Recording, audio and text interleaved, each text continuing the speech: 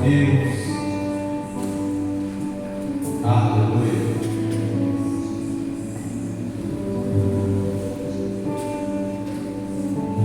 Senhor meu, em nome de Jesus, ó Pai, que está a tua filha, eu entrego ela nas tuas mãos, usa a tua filha nessa noite, fala conosco, ó Pai, de uma maneira poderosa, em nome de Jesus. Louvado seja o nome do Senhor. A paz do Senhor Jesus para todos. Amém? Amém? Tem gente aí? Tem gente vivo? Boa noite. Deus é bom, Deus é fiel. Irmãos, hoje está atípico. A gente está tentando fazer algumas melhorias, né? Essa semana a gente colocou uma internet supostamente melhor. Supostamente. E desconectou o aparelho. Então hoje vocês vão ter que prestar bem atenção. Fala comigo, prestar bem atenção no que a pastora vai falar. Amém? Você vai tentar acompanhar pela sua Bíblia. Não é a mesma versão, não sei se todos têm. É a versão NVT. Por isso você vai ter que prestar atenção, porque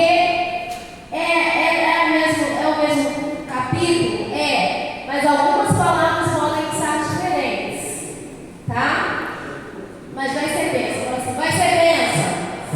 Em nome de Jesus, oh glória. Abre aí a sua Bíblia. Eu e o pastor, a gente pegou essa gripe doida aí, a gente está expulsando ela em nome de Jesus, né? Porque tem que expulsar, né? Esse negócio atinge a gente, não os knockouts dela, em nome de Jesus. Vamos bem, vamos próprios, né, dona Cecília? Estou muito feliz com a presença da irmã Cecília, da irmã Marlene, né? Fiquem em casa à vontade, em nome de Jesus. Abra aí a sua Bíblia no capítulo 20 do Evangelho de Jesus, segundo escreveu Mateus. Mateus 20.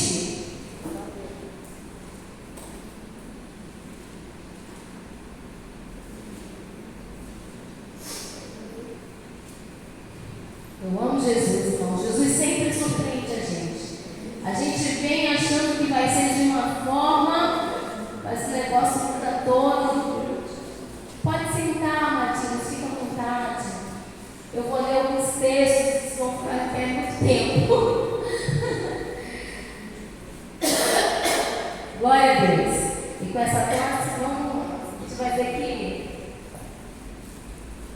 Vamos lá, está escrito assim na minha Bíblia.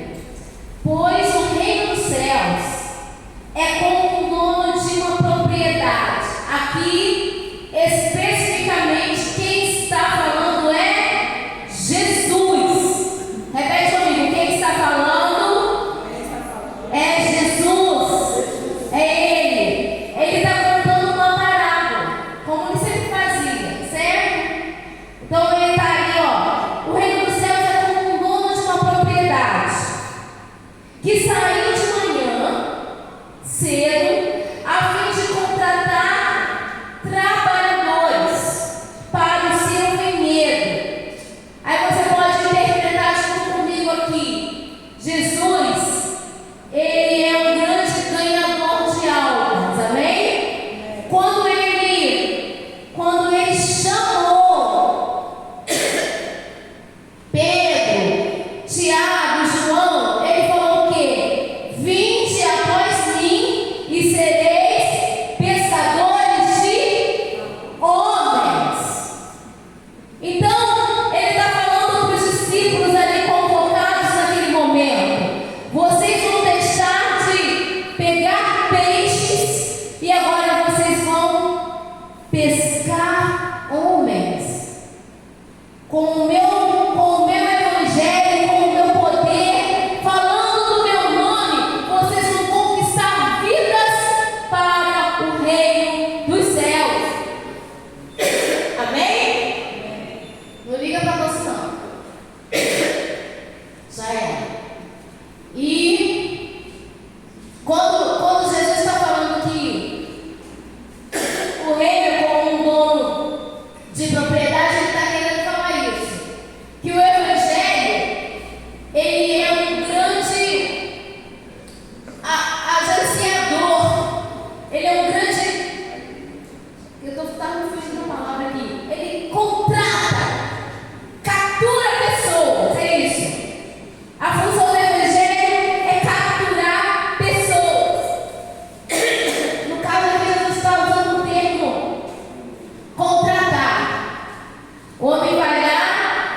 ele tem uma fazenda, ele tem uma propriedade e ele foi contratar trabalhadores para o seu vinhedo. E combinou de pagar o quê? Pagar uma moeda de prata por dia de serviço e os mandou trabalhar. Irmãos, eu estou numa minissérie. Deus ele tá me trazendo sempre o mesmo tema. Qual é a prioridade do Evangelho? Quem responde? Salvação e vida eterna. Então, essa é a moeda que Jesus promete a cada um de nós. Aqui os trabalhadores, conjecturando, ele usa uma moeda de prata. Mas o que ele está falando para mim e para você é: eu vou te dar salvação e vida eterna. Essa é a maior promessa, é a promessa de campanha, se eu posso falar. É o carro-chefe do Evangelho, irmãos. Então, obrigada. Não tem como você ficar o tempo todo questionando a Deus: Jesus, mas e aquela outra promessa? Mas isso aqui também eu estou querendo. Irmãos, é lícito você orar, é lícito você pedir, igual o pastor fez aqui, a demanda e tal. Mas você nunca pode se perder do principal objetivo. Amém? Que é o quê? Salvação e vida eterna. E quando Jesus fez esse contrato, esse chamado comigo e com você, ele te prometeu isso: salvação e vida eterna.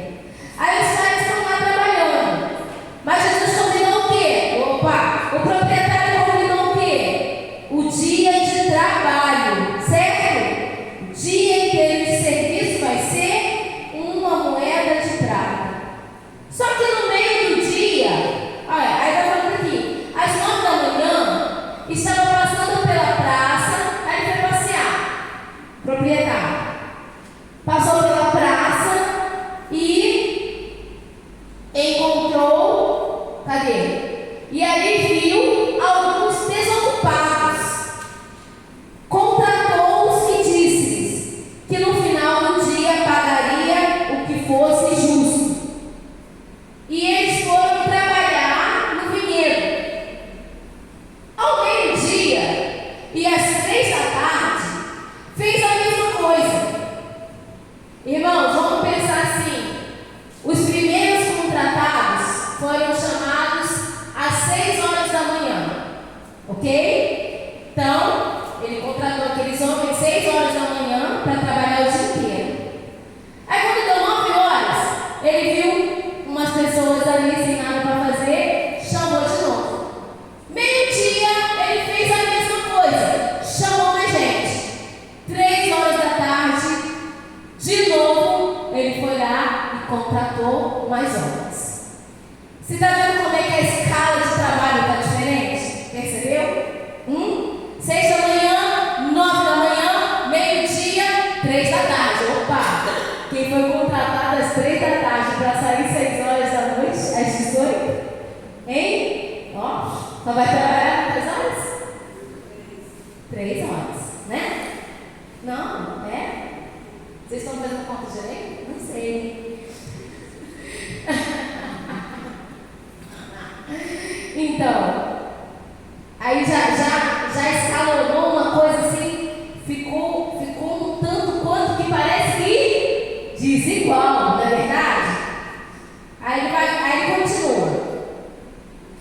Às 5 da tarde, estava outra vez na cidade, vi por ali mais algumas pessoas. Irmãos, às 17 horas, de novo saiu, foi dar uma voltinha e viu mais gente desocupada.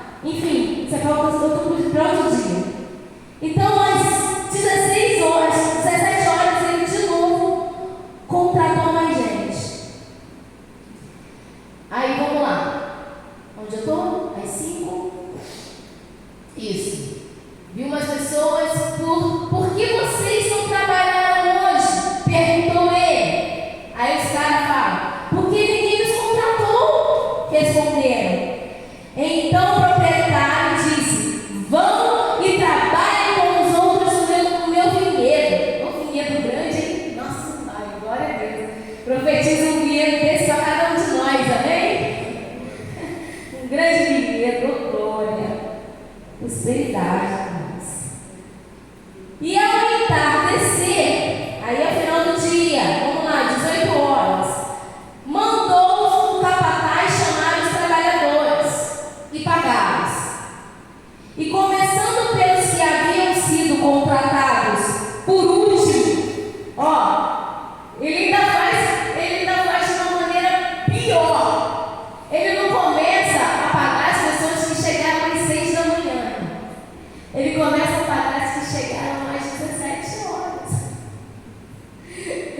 Olha como é que Jesus ele consegue transmitir para nós o quanto ele é soberano. Por que seria normal, irmãos? O que aparentemente seria justo? Ele começar de quem chegou primeiro. Não é verdade? Está todo mundo comigo? Ou me discorda? Se você discordar, fala com Jesus. Então, certo seria isso. Seria ele começar a pagar quem chegou às 6 horas da manhã. Mas não. Ele começa a pagar os últimos a serem contratados. Os que foram contratados às 5 da tarde vieram, receberam uma moeda de prata. E quando chegaram os que foram contratados primeiro, ou aqueles que chegaram às 6 horas da manhã, os que chegaram primeiros, também receberam uma moeda de prata. E ao receber o pagamento, começaram a fazer o que, irmãos? Queixaram-se ao proprietário. Começaram a reclamar, porque o ser humano é expert em reclamar. Né? Começaram a fazer aquela bagunça, a reclamar, começaram a se queixar. Versículo 12. Aqueles que trabalharam apenas uma hora. Peraí. 10. Quando chegaram, receberam, peraí. 11. Ao receber o pagamento, deixaram seu proprietário. Aqueles trabalharam apenas uma hora. E, no entanto, o Senhor lhes pagou a mesma quantia que a nós, que trabalhamos o dia todo no calor intenso. E aqui Deus me fez frisar exatamente isso. Porque isso mostra muito a realidade da igreja. Eu estava vendo até um desenho tão bonitinho, uns vasinhos, que uma mãozinha vinha, colocava sementes naquele vaso, e de repente no outro dia, aí fizeram uma ilustração, né? O sol se pondo, aí a lua, depois o sol novamente, como se fosse o dia seguinte, o outro dia. E quando ele encontrava os outros vasinhos, eram 3, aí ele encontrou os 2, cada um tinha um raminho no seu vaso, e ele não tinha nada. E isso foi passando, aqui, os raminhos dos outros crescendo, florescendo, ao ponto dele já estar cercado de vasos, bem floridos, e ele não tinha nada, nenhuma folhinha nascendo no vaso dele, nem um raminho. Aí ele faz o que? Ele vai orar. Aí vai chorar, quase chorando, orando. Porque isso acontece todo dia. A gente, infelizmente, o ser humano ele vive muito de olhar para o outro. Como é que está a vida do outro? Por que o outro está andando e eu estou andando? Mas é porque você não está andando, porque você está olhando para o outro. Quando ele parou para olhar, para orar, chorar, falar com Deus, logo no dia seguinte já nasceu um raminho no vaso dele. E aquele ramo cresceu e virou uma árvore com frutos. E quando tinha frutos, começaram a vir os passarinhos compartilhar daquela árvore, enquanto os outros só eram flores. Só tinham beleza. Ele não, ele deu frutos. Então, o teu tempo de espera, a demora nos acontecimentos na tua vida,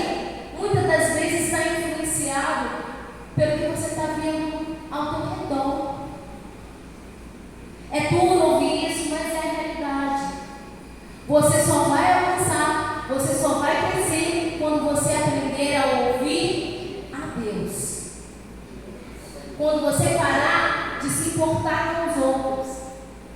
Aí olha o que ele vai falar aqui, o proprietário. Essa é a resposta mais certinha para todos nós. E o proprietário respondeu a um deles: amigo, não fui injusto. Ponto. Eu não fui injusto. Você não concordou em trabalhar o dia inteiro por uma moeda de prata? Não foi o que nós combinamos às 6 da manhã? Não tinha como mudar isso, não. Era fato. Então, quando o proprietário fala isso, a coisa muda, a configuração muda. Certo? Pegue o seu dinheiro. Pegue o que eu contratei você para receber. Pegue o seu dinheiro e vá. Eu quis pagar ao último trabalhador o mesmo que eu paguei a você. É contra a lei eu fazer o que eu quero com o meu dinheiro? Ou você está com inveja porque fui bondoso com os outros? Jesus está dando uma surra na galera de luva de pelica, né? Então, irmãos, não adianta. Quando você sentir esse bichinho da inveja te morder, repreende ele em nome de Jesus. E se concentra naquilo que Deus prometeu para você, para a sua vida. Porque aí você vai viver melhor e vai ser mais feliz. Porque se nós vivermos pelo que está acontecendo na internet, pelo que os outros estão divulgando no outdoor, a gente não vive. A gente vai viver achando que Deus é injusto, que Ele não está olhando para nós, que Ele se esqueceu de nós, porque assim o vazio se sentiu. Ele se sentiu como se ele tivesse sido esquecido, mas as sementes estavam lá. Em um dado momento ele vai e pega um negocinho com água, derrama a água e fica ali triste, mais baixo, porque mesmo ele aguando ali as sementes, ele não via produção. Gente, de vez o negócio que parece que vai virar ilustração para pregação. Nem Deus sabe, mas é o Espírito Santo, irmãos. É o Espírito Santo de Deus que vai dando as revelações. E muitas das vezes coloca de uma forma que nós possamos entender. O que Jesus está falando com essa parábola é: se eu prometi salvação para você, e chegou alguém de última hora e eu dei a salvação para ela, o que te importa com isso? O que você tem a ver com isso? Eu gosto muito de uma frasezinha que a pastora Carita faz, uma musiquinha que ela canta. Toma conta da tua vida. Gente, é isso. É exatamente isso. A gente deixa de tomar conta da nossa vida e fica tomando conta da vida dos outros. E enquanto isso, as coisas estão acontecendo, as oportunidades estão passando e você está perdendo. Porque você está concentrado na vida do outro. E não consegue entender que isso é uma seta, um dado inflamado do diabo, chamado inveja. E é uma coisa que pode te tirar do céu. Então, quando Jesus usa o proprietário falando essas palavras, ele está querendo o quê? Nos tirar dessa situação. Ele está querendo falar, não é que você está com inveja. Ele está falando, filha, que pode ser também inveja. Amém? Isso aí pode ser muito ruim para você. Pode ser muito prejudicial para você. Enquanto você estiver compenetrado no que está acontecendo lá na vida do fulaninho, o que eu tenho para você vai ficando parado, vai ficando estagnado. Então, eu quero ler outro texto com vocês. Abre, você vai só voltar um pouquinho no capítulo 19, para vocês entenderem o que o Espírito Santo de Deus me passou através desse texto. No capítulo 19, a partir do versículo 18.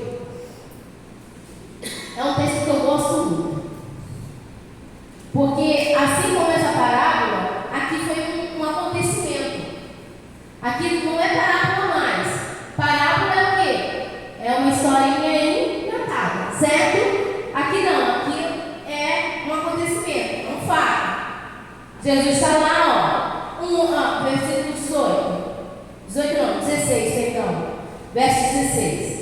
Um homem veio a Jesus com a seguinte pergunta: Mestre, que boas ações devo fazer para obter a vida eterna? Que boas ações eu devo fazer? Aí Jesus vai responder, 17: Por que você me pergunta sobre o que é bom? Eu amo Jesus. Jesus é tão objetivo. Perguntou Jesus: há somente um que é bom. Se você deseja entrar na vida eterna, guarde os mandamentos. Tipo, pare de tentar enfrentar o pavão, meu filho. Já está aqui, está tudo aqui na lei, direitinho.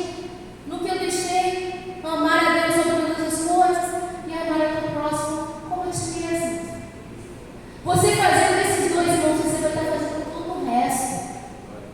Porque não tem como você machucar alguém se você sabe que aquilo também pode te machucar. Então, porque existe o que, irmãos? A lei do retorno. Tudo que você planta, você colhe. Então, se trata disso. Jesus, ele sondou o quê? A intenção daquele homem. O homem já era o quê? Rico. O cara já tinha tudo que ele precisava, irmão Marcos. Então ele vem com aquela lábia. Quais são as boas ações que eu posso fazer, mestre, para a idade eterna? Jesus é o objetivo, meu filho. Cumpre os mandamentos. Aí ele vai falar quais. Olha só que sonceira. Aí ele bateu a sonceira comigo. Quais? Perguntou o homem. E Jesus respondeu: não mate, não cometa adultério, não roube, não dê falso testemunho, honre seu pai, sua mãe, ame o seu próximo como a si mesmo. Aí ele, ô sonso, eu tenho obedecido a todos esses mandamentos, disse o homem. O que mais eu devo fazer? A primeira resposta de Jesus foi o quê? Guarde os mandamentos. Amém? Aí ele fala que está fazendo tudo. Não, eu estou debaixo de todos esses mandamentos, Senhor. Mas eu quero algo mais.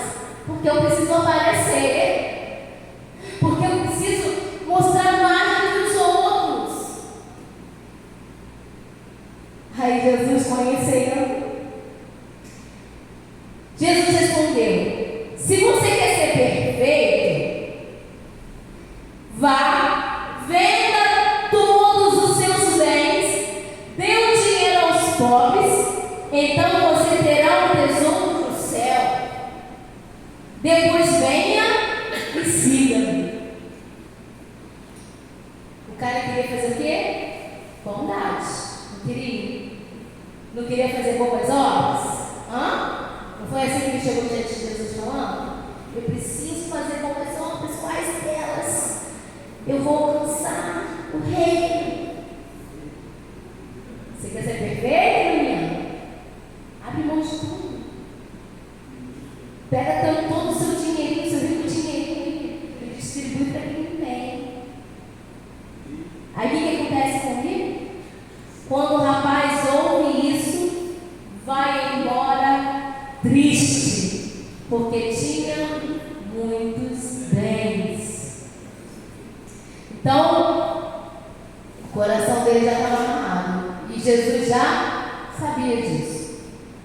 Tanto que Marcos e Lucas vai contar essa história um pouquinho diferente. Abre aí. Marcos 10. Nossa, bem assim. Marcos 10, versículo 17.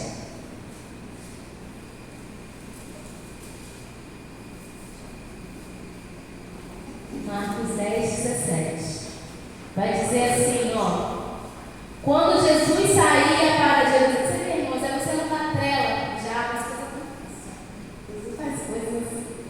Quando Jesus saía para Jerusalém, um homem veio correndo. Nossa, né? Deu uma diatreta. Veio correndo em sua direção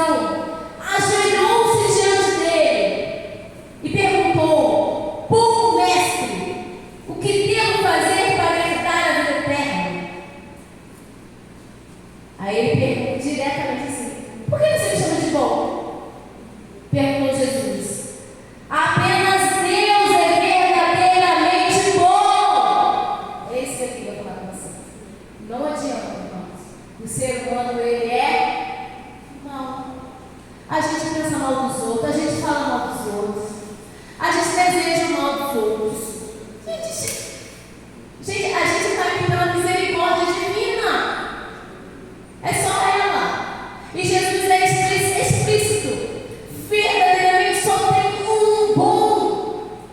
A Milena não fala mal de ninguém. Ai, ai. Mas vocês conseguem guardar assim bem forte no íntimo de vocês isso? Irmãos, a gente está aqui aprendendo com Deus, a gente está aqui tentando ser pessoas melhores, mas bom mesmo é só um, é Deus. Então, não tem o que você faça, não tem o que você seja que vai melhorar a sua. Não, porque Deus ele não trabalha assim. Ele não faz acepção de pessoas. Essa é a palavra.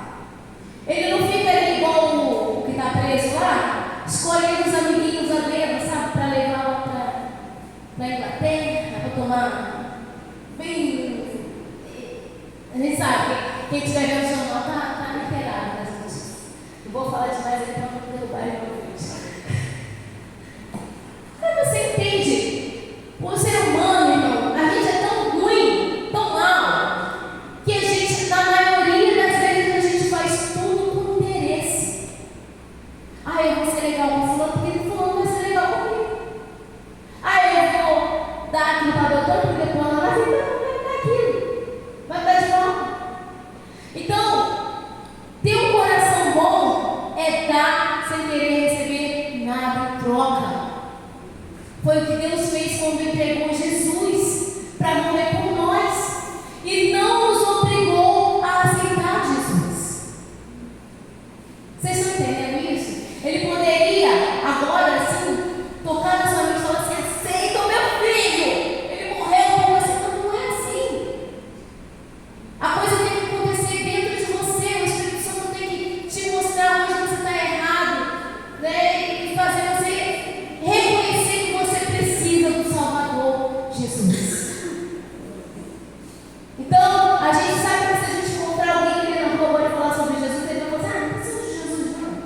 Eu já encontrei vários. Gente, uma vez eu tinha meus 17 anos. Eu acho que foi uma das vezes que Deus tentou chegar em mim, sabe? E ele usou um rapaz. O rapaz estava ali conversando comigo. O rapaz falou assim: você sabe, né? Tudo tadinho, tentando me evangelizar. Mas na época, eu era a pior pessoa do mundo. E ele: você sabe, né? Jesus morreu na cruz por você e tal, porque ele te ama. Eu olhei assim, não era eu, não estava sozinha naquele dia. Olhei para ele e falei assim: mas eu não pedi para ele fazer nada. Ele fez porque ele quis. Eu era boazinha, né? Irmãos, são coisas que quando a gente está cego lá fora, a gente não consegue reconhecer que a gente precisa de um Salvador, que a gente precisa de um Redentor. E naquela época a minha vida estava terrível. Então, meu pai já tinha tentado me evangelizar, outras pessoas, mas, nossa, eu não queria saber de Jesus. Mas Deus me fez pagar quando eu falei isso, porque não adianta, a vida te ensina, irmãos. Aí quando eu comecei a bater cabeça, dar muito pontas de faca, eu lembrei daquilo que eu falei lá atrás. Mas Jesus me perdoa. Me perdoa porque um dia eu falei que eu não precisava que o Senhor morresse por minha coisa, mas eu precisei sim. Eu preciso que o Senhor me resgate, eu preciso que o Senhor cuide da minha vida. Então, esse homem, ele está aqui, né, fazendo esse festival. Jesus falou com ele: só tem um que é verdadeiramente bom, que é Deus. Aí versículo 19 diz: você conhece os mandamentos: não mate, não cometa adultério, não roube, não dê falso testemunho, não engane ninguém, honre seu pai e a sua mãe. Mesmo discurso, né? E o homem respondeu: mestre, eu tenho obedecido todos esses mandamentos desde a juventude. Com amor, mas fala, com amor, Jesus olhou para o homem e disse: ainda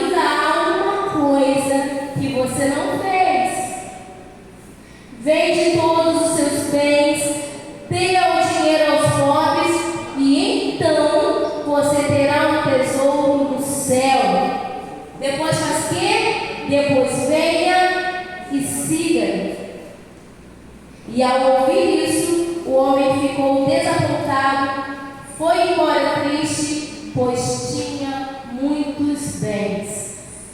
Irmãos, ali o retrato é o quê? É a vida financeira.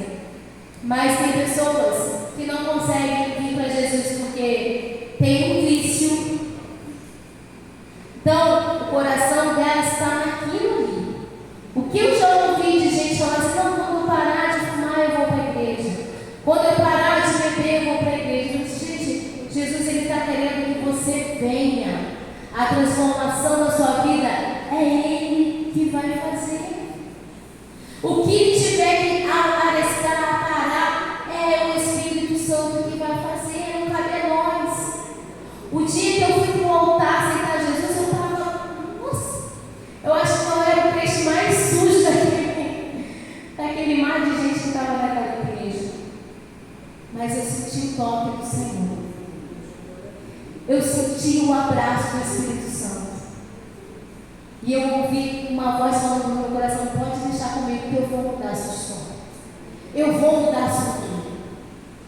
Então, irmãos, quando a gente para de se debater, começa a querer ouvir, isso também entra no testemunho, que eu ouvi também ontem. Tem um pastor, não sei se vocês têm acompanhado, que ele está na UTI. O nome dele, acho que é Samuel. Eu ainda não entendi se ele é filho do pastor Silmar Coelho. Quem conhece o pastor Silmar Coelho? Ou ele é da igreja do pastor Silmar Coelho? Porque é o pastor Silmar Coelho tem divulgado os relatórios médicos desse pastor. O nome dele é Samuel. E ele falou que lá na UTI você só ouve coisas terríveis, né? É o bip do aparelho, é os enfermeiros e tal. Ele falou assim: o meu nome significa Deus ouve. Mas eu entendi que eu estou num momento em que eu tenho que ouvir Deus. Então, vai chegar um momento na tua vida que não é Deus que vai ter que te ouvir o teu nome. É você que vai ter que ouvir o que Deus está querendo para a sua vida. Porque Deus, Ele mostra, irmãos, Ele dá sinais. O Leonardo fez uma brincadeira, né, que está aqui. Macho ponteiro, quase bateu o carro, caiu uns negócios em cima do menino. Quer dizer, meu neném vai me ter saído de casa. Pode até ser manso. Deus, Ele tem uma maneira de falar com a gente. Ele vai te dando, né, umas sinalizações. Ou fala claramente no teu coração, mas só você está disponível para ouvi-lo. Então, quando o homem rico chega falando que quer ser bom, ou chamando Jesus de bom, Jesus começa a conversar com ele, mas ele não ouve Jesus. Ele não ouve Jesus. Ele sai o quê? Triste. Ele vai embora. E eu estou para dizer para vocês: ele perdeu a melhor oportunidade da vida dele. Porque ele ia ser um dos discípulos de Jesus. Poderia ser o 13º. Não sabemos. Porque quando Jesus faz o apelo específico, você não faz o que eu estou te mandando e depois você vem após mim. Você está entendendo? Então, muitas das vezes, ele poderia ter negociado com Jesus. Irmão, Jesus, ele está aberto. Se ele fala assim: se eu der metade, eu ainda posso seguir o Senhor? Se eu der 10%, eu ainda posso seguir o Senhor? A gente não sabe, porque ele infelizmente, ele dá as costas e vai embora. Então, quando Deus te pedir algo, quando Deus pedir para você abandonar algo, um pecado, alguma coisa, né? Não sei o que pode ser que você está tão fissurado no momento, possa estar te atrapalhando espiritualmente. Pastor sempre conta um testemunho que ele queria o batismo com o Espírito Santo, só que gostava muito de jogar videogame, sabe como? Aí quando ele estava lá em pé na frente da igreja para buscar o Espírito Santo, ele começava a ver os carrinhos do Atari passando assim nos olhos. Não, peraí, esse negócio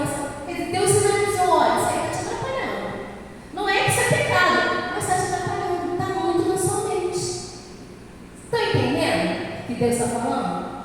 Então, tudo que tiver acima do Senhor na sua vida tem que ser retirado, irmãos. Não pode competir com o Senhor. Ele tem que ir lá para o terceiro, quarto lugar. Amém? Então esse é o recado do Espírito Santo para nós essa noite. Não adianta querer fazer, não adianta querer ser como esse homem, esse livro queria. Não adianta você ficar questionando, não, mas eu estou na igreja há 25 anos, ainda não recebi a minha bênção. E fulano que entrou ontem já recebeu. Será que você só reparou de ontem? Ou você está reparando os 25 anos, né? Que outras pessoas estão recebendo a bênção na sua frente? Que é o quê? A parábola do proprietário. Quer dizer, eles ficavam observando e Jesus, o proprietário fez questão, irmãos, de começar pelo a última pessoa que foi contratada. Para mostrar que os primeiros deveriam dar a mesma quantia de pagamento. Porque se ele faz o inverso, se ele paga lá os primeiros não iriam ver o que os últimos receberam. Deus ele vai estar sempre mostrando, ó, vai acontecer coisas que vai desagradar você, que você vai achar que é injustiça. Se eu for falar a lista de coisas que eu estou achando que é injustiça no nosso país, eu não saio daqui essa noite. Ô, legal! É real! Vocês estão entendendo? Estou conseguindo, porque você sabe que eu não posso falar com todas as palavras. Então a gente sempre vai estar nesse ciclo, achando que o outro não merecia e quem merecia era você. Ele poderia ter dado uma moeda a mais. Ele poderia. Aí ele fala assim: o dinheiro é meu, eu contratei vocês, eu acordei com vocês, aquilo ali tá X, e você não tem que se meter naquilo que eu quero fazer. Se eu quero abençoar alguém que você acha que é pecador, se eu estou dando oportunidade para alguém que você acha que não deveria ter oportunidade, é a pessoa com Deus, irmãos. Eu posso te falar, a oportunidade aqui, ela não dá salvação para ninguém. A oportunidade aqui é um teste, é uma coisa para você se autoavaliar. A oportunidade é o momento de você falar assim: Senhor, eu sou digno, eu nem mereci estar aqui na frente, e fazer por onde agradar a Jesus, porque merecer a gente nunca vai merecer, irmãos. Você pode orar várias vezes ao dia, você pode jejuar os 6 dias da semana, você pode ser. Eu conheço pessoas, irmãos, que sabe, não, fulano para mim não merece isso, não merece aquilo, mas ele mesmo olha para a vida dele, ele está em falta com várias coisas. A gente nunca vai estar perfeito para cobrar nada de ninguém.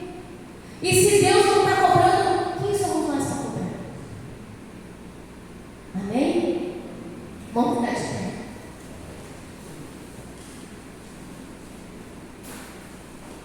Jesus nos ama. Viu como é que o Marcos falou aqui? Olha que lindo.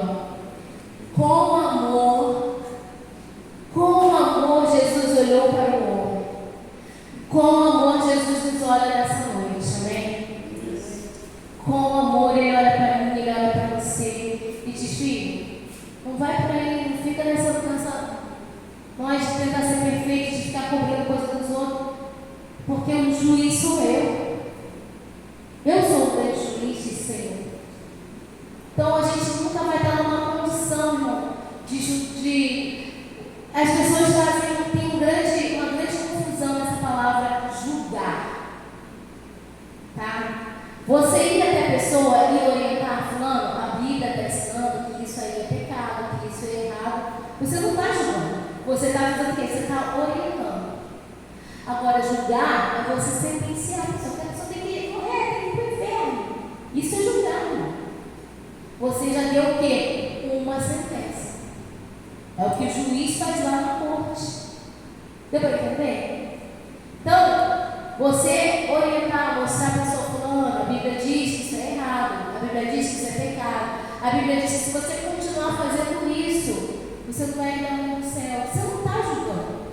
Você está mostrando a verdade, assim como Jesus fez. Ó, segue os mandamentos. Mas se isso você acha que é pouco, vende tudo que você tem. Vai ser perfeitão. Nem existe essa palavra, perfeitão. Então, a gente tem que sempre entender que com carne e sangue nós temos um limite. E o Senhor conhece todos os nossos limites. E Ele vai nos testar em todos eles. Ele vai deixar você ir até o fim das suas tentativas para você reconhecer ao Senhor precisa de ti. Eu não sou nada sem o Senhor. Que seria de mim da minha alma sem a tua presença? Amém? Deus, em nome de Jesus, ó Pai, eu glorifico o teu nome por essa palavra, Jesus. Eu glorifico, Pai, o Senhor, ó Pai, porque mesmo com toda a nossa imperfeição, Pai, com todos os nossos defeitos, com todas as nossas falhas, ainda assim o Senhor nos ama, ainda assim o Senhor nos orienta, ainda assim o Senhor envia o resgate, ainda assim, ó Pai, o Senhor, Pai, nos dá um livramento. Muito obrigada, Pai, pela vida do Leonardo, da Tainá e do Isaac. Muito obrigada pelo livramento que o Senhor deu a eles hoje, Pai. Continua guardando a vida deles. O Leonardo cortou o dedo, mas eu tenho certeza que era algo muito pior e que o Senhor estava livrando do pior. Nós não entendemos os acontecimentos, Senhor. Nós não entendemos o porquê de muitas e muitas coisas, mas nós confiamos no Senhor. E nós sabemos que o Senhor tem o controle de todas as coisas. E é debaixo disso, ó Pai, dessa orientação, dessa afirmação, ó Pai, que eu quero estar. É debaixo da tua sombra, é debaixo das tuas asas, ó Deus. Toma, Pai, visita a mãe do irmão Fabiano também nessa noite, Jesus. Que o Senhor possa estar tocando nela do alto da cabeça, a planta dos pés.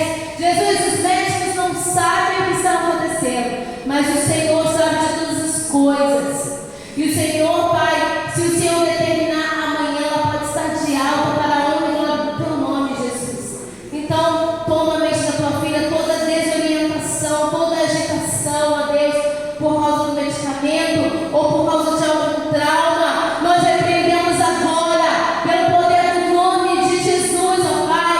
Profetizamos o teu toque, o toque dos teus anjos, ó Deus, dando livramento à tua filha, Pai, e dando cura, trazendo saúde para ela, Deus, em nome de Jesus. Assim, ó Pai, eu também quero te pedir por cada um daqueles que não estão aqui nessa noite, Jesus, que o Senhor toque na vida deles, que o Senhor fale o coração deles, Espírito Santo, que haja, Pai, realmente um motivo concreto, Pai, para a volta deles aqui, ó Pai, nesta noite. Meu Deus, que haja, Pai, um incômodo espiritual, ó Deus, que possamos assim como tantas coisas são atrativas para nós, ó Pai, lá fora, que a vontade de estar na tua casa seja atrativa para nós também, ó Pai. Que não seja um fardo, Pai, que não transmita, Pai, cansaço, não, Pai, que eu venha animado, que eu entenda, Pai, que aqui eu vou ser renovado, que eu entenda, Pai, que aqui eu vou receber uma orientação do teu Espírito, Pai, e que eu vou contribuir com o teu Evangelho, Jesus. Muito obrigada por todos os presentes, que eles possam, Pai, receber uma porção dobrada do teu Espírito, que eles possam, Pai, sentir o teu abraço, que eles possam sentir o teu toque, que eles saiam daqui renovados, restaurados, ó Pai, e edificados para a glória e louvor do teu nome, Jesus. Que nada, Pai, venha atrapalhar a semana deles, que eles venham ter uma semana, Pai, produtiva, de vitórias, de bênçãos, ó Pai, alcançadas para a honra e glória do teu nome, Senhor. Derrama saúde, derrama unção para a glória e louvor do teu nome, Deus. É o que nós te pedimos como igreja, em nome de Jesus. Amém. Glória a Deus. Louvado seja